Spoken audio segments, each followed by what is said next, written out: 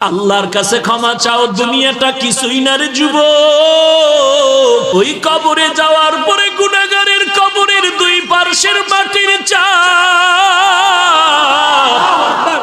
পাথরের হাড় চুরমার হয়ে যাবে। একটা নয়, দুটো নয়, 70 থেকে 99টা সাপের কামড়।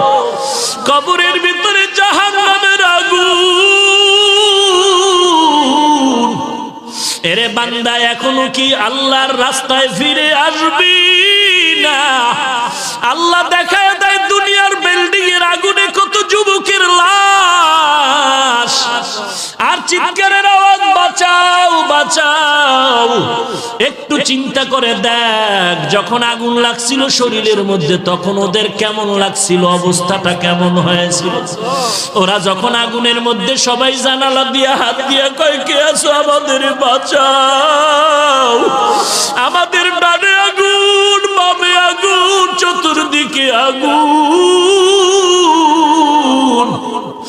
এই দুনিয়ার আগুন থেকে হাজার হাজার হাজার তাপের মাত্রার আগুন হবে জাহান্নামের আগুন। এরে যুবক, পায়ে হাত রেখে বলি, পাও দুইটা আগাইয়া দাও। আমি তোর পায়ে ধরে বলি, আর গুনাহ করিস না রে যুবক, আর গুনার পথে যাইও না। নামাজ পড়ো, পর্দা করো, মা বাবার খেদমত করো, আল্লাহওয়ালাদের দোয়া নিয়ে চলো। আল্লাহ